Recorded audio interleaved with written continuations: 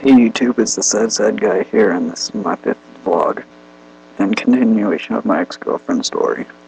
So, she's pregnant, and she starts talking about her son Aiden a lot, stories about him, and a bunch of different crap. So I ask her why isn't he at the house, and she says her ex-boyfriend took him across the border, and is keeping him from her, and to not talk about Aiden around her grandma because her grandma was so attached to him and it would upset her.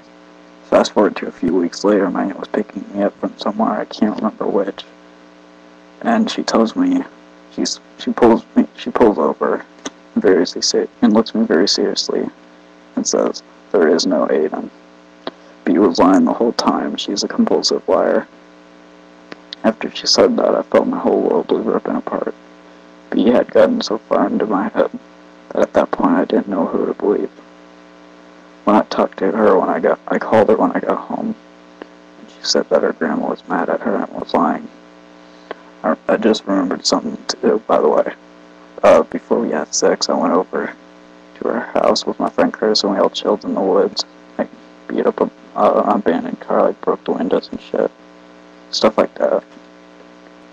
But, where was I? Anyways, so about a week after the conversation, with my aunt, B is over, and she starts having a panic attack. I can't remember the reason for sure. But anyways, we call an ambulance, and they check her out, and she says she still wants to go to the hospital. So my aunt called her grandma and told her what was going on. And her grandma said she'd meet us at the hospital. So me and my aunt took her to the hospital. And that's when we found out that she lost the baby. She said that the period she was having a while back must have been a miscarriage. We were both crying. Afterwards, I went home and was listening to Disturbed's Asylum album, and the song My Child came on. It's about the lead singer whose girl had a miscarriage with his child. I started crying. Later that night, I went to the kitchen to get a snack, and I noticed she had left her purse/bag on the sofa, and her diary was in it. So I went and read it, and I found out she had sex with Curtis the night after all three of us chilled, and she was going out with her, and she was going out with him and me at the same time for the first 2 or 3 weeks. I was shocked. The next day at school I asked him, and he said, "Yeah, it's all true." And so then I told him not to tell her I was snooping around in her diary, and he said, "Sure, man, we're bros." After that, we got back into a normal routine, go to school, see each other, talk on the phone. Weekend she comes over and we have sex. Then one day her grandma called me, because I hadn't heard her for a while. And her grandma called me and asked if I'd talked to her that day. I said, "No, why?"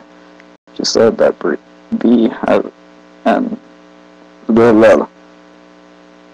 She said that B and her got into a big fight, and she ran away.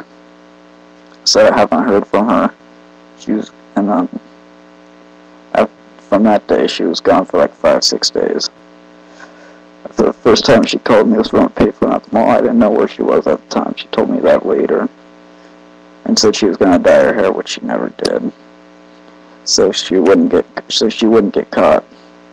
She eventually met up with her friend Jarrus at the mall and crashed at his place for a few days. We talked a little bit every day. Eventually her grandma started really worrying about her, and so did I, because she had stopped calling me. And so her grandma called me, wanted me to go with her and help her look for B. I said okay. We went around the area I thought she might be, because that's the area where our friend lives. And no luck.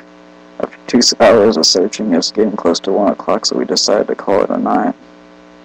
After I got home, I was almost asleep. It was about 2 o'clock when I heard knocking on my window. I look outside, it's her. She said she's sleeping under the slide at the park behind my house. So I grabbed my sleeping bag and walked her to the park. What else was there? Oh yeah, and then we had sex. How could I forget that?